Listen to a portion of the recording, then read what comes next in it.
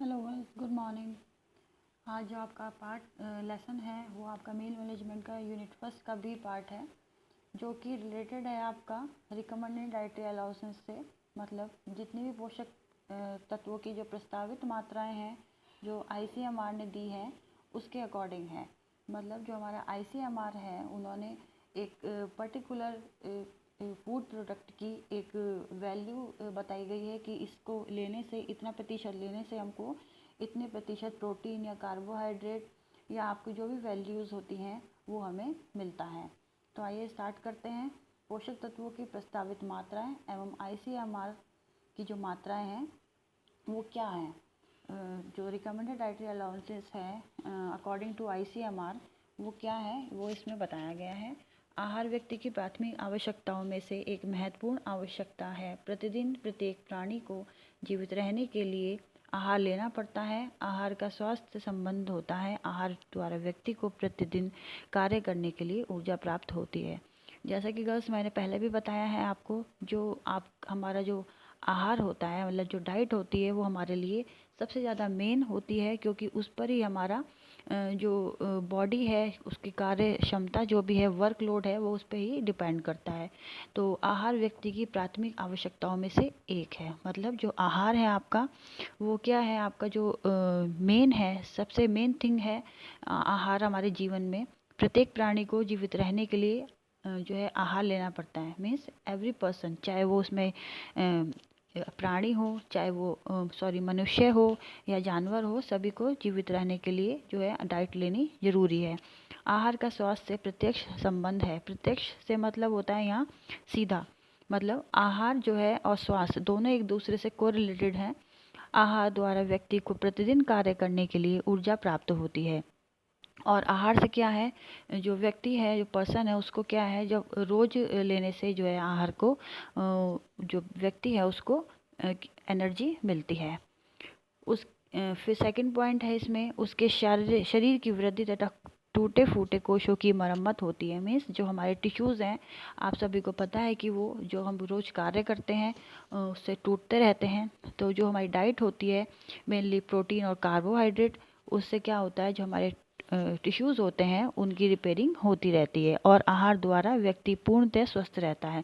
और अगर हम आहार सही लेंगे तो व्यक्ति क्या रहेगा, पूरी तरह स्वस्थ रहता है तथा शरीर की सभी गतिविधियां नियमित और सुचारू रूप से क्रियान्वित रहती हैं।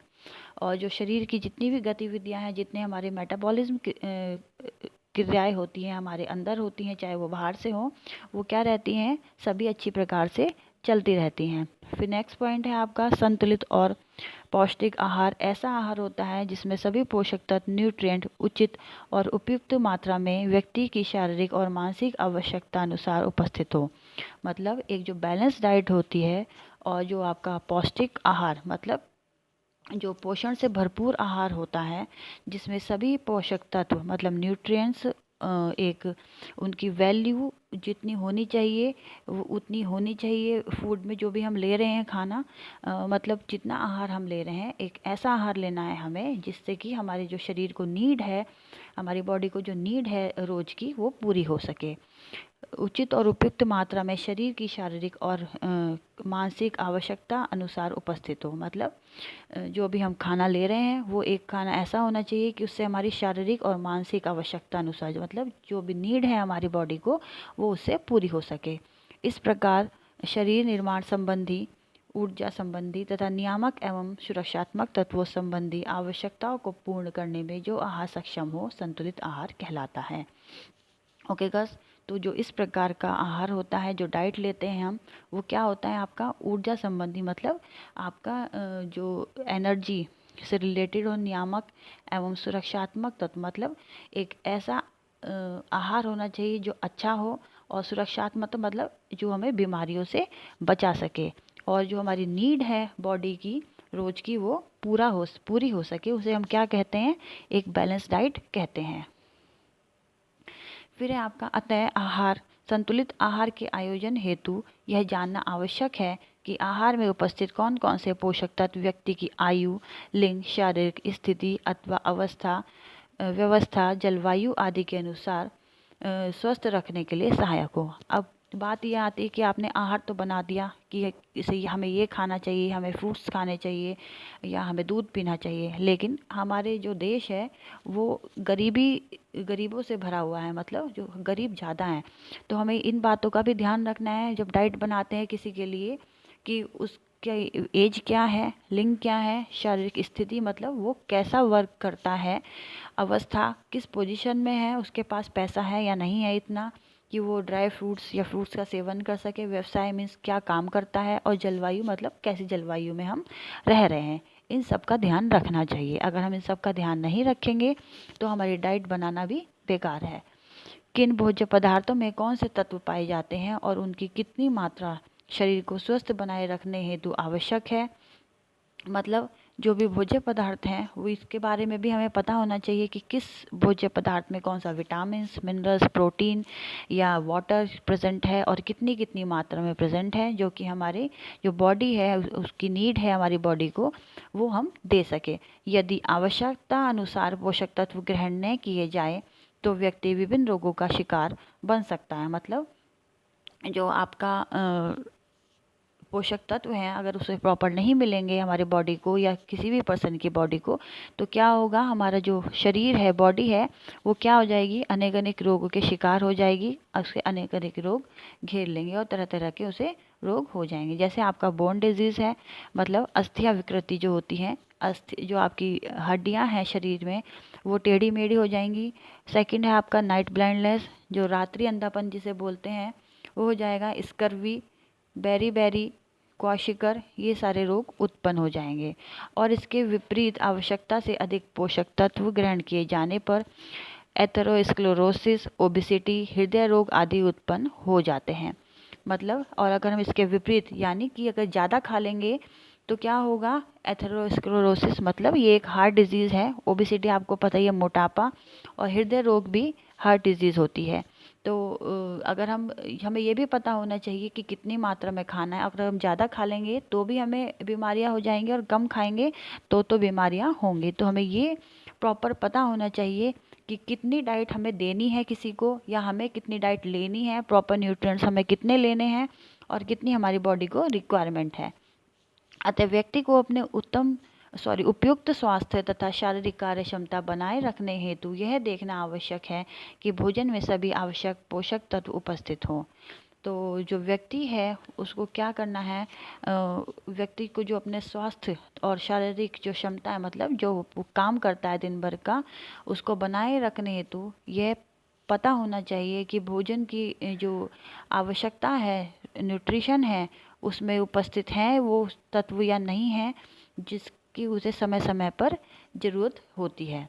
फिर है आपका जो विभिन्न क्रियाओं हेतु पोषक तत्वों की आवश्यकता निर्धारण हेतु समय समय पर अनुसंधान होते रहते हैं। विभिन्न क्रियाओं मतलब अलग अलग क्रियाएं जो भी होती हैं पोषक तत्वों की, उसके निर्धारण हेतु एक अलग अलग अनुसंधान प्रेजेंट है हमारे देश में, जो कि ये बताते हैं, ये देखते हैं कि सर्वे करते हैं कि किस समय में कितनी पोषक तत्वों की मात्रा एक नॉर्मल पर्सन को चाहिए, या देश में हमारे गरीबी है, किस रोग से ज़्यादा शिकार हो रहे हैं लोग, और उसकी क्या जो है वजह है और कितना उन्हें डाइट प्रोवाइड करनी चाहिए। अतः यह जानना अत्यंत आवश्यक है कि किस भोज्य पदार्थ का मूल्य क्या है। सेम बात है गर्ल्स कि ये जानना हमें अति आवश्यक है कि जो भी हम भोज्य पदार्थ ले रहे हैं उसका न्यूट्रिशन वैल्यू क्या है और किस उम्र व स्थिति वाले व्यक्ति को पोषण की कितनी आवश्यकता है। सेम बात है कि किस उम्र मतलब कौन सी उम्र या स्थिति है जो कि व्यक्ति को उसमें न्यूट्रिशन कितनी आवश्यकता में होते हैं वो पता होने चाहिए। अपर्याप्त व दोषपूर्ण पोषण का प्रभाव व्यक्ति के स्वास्थ्य पर इतना गहरा पड़ता है कि सन 1936 में लीग ऑफ नेशंस ने एक सीमित बनाई, मतलब जो अपर्याप्त पोषण है, आपका मेल न्यूट्रिशन है, वो इतना हमारी बॉडी पर या दूसरे पर्सन की बॉडी पर इतना गलत प्रभाव डालता है कि क्या हुआ फिर जब उन्होंने देखा कि इस तरीके से रोग के शिकार हो रहे हैं लोग, तो उन्होंने सन 1936 में लीग ऑफ नेशंस एक समिति बनाई जो कि उपलब्ध आंकड़ों के आधार पर दैनिक पोषक तत्वों की मात्रा प्रस्तावित कर सके। मतलब उन्होंने फिर ये जो जो आपकी समिति बनाई। उन्होंने क्या करा, जो आंकड़े आ रहे थे जिससे लोग जो है शिकार हो रहे थे अलग अलग डिजीज़ के, तो उन्होंने ये एक समिति बनाई जिसके दौरान ये तय किया गया कि कौन से पोषक तत्व की कितनी मात्रा लेनी है जिससे कि उन रोगों का निदान हो सके, जिसके प्रयोग से मनुष्य स्वस्थ और निरोग रह सके। मतलब और उनके प्रयोग करने से मनुष्य जो है एक हेल्दी और जो है निस्वस्थ मतलब निरोग रह सके, जिससे कि उन्हें बीमारी ना हो। भारत प्रथम कुछ देशों में था जिसने सबसे पहले 1944 में भारतीय अनुसंधान चंदा समिति के नाम से माध्यम पोषक तत्वों की दैनिक प्रस्तावना मात्रा तैयार की। मतलब भारत भी उन देशों में से एक था जिसने सबसे पहले क्या करा कि 1944 में भारतीय अनुसंधान चंदा समिति नामक एक समिति बनाई, जिसमें क्या रहा, पोषक तत्वों की दैनिक मात्राएं जो है तैयार की गई, जो कि आज किस नाम से जाना जाता है, भारतीय चिकित्सा अनुसंधान समिति, मतलब Indian counselling of medical research के नाम से जाना जाता है। गर्ल्स, ये आपका बहुत इंपॉर्टेंट टॉपिक है और आपको ये पता भी होना चाहिए कि Indian counselling of medical research क्या है। ये एक समिति है, भारतीय चिकित्सा अनुसंधान समिति, जिसमें पोषक तत्वों की वैल्यू के बारे में बताया जाता है।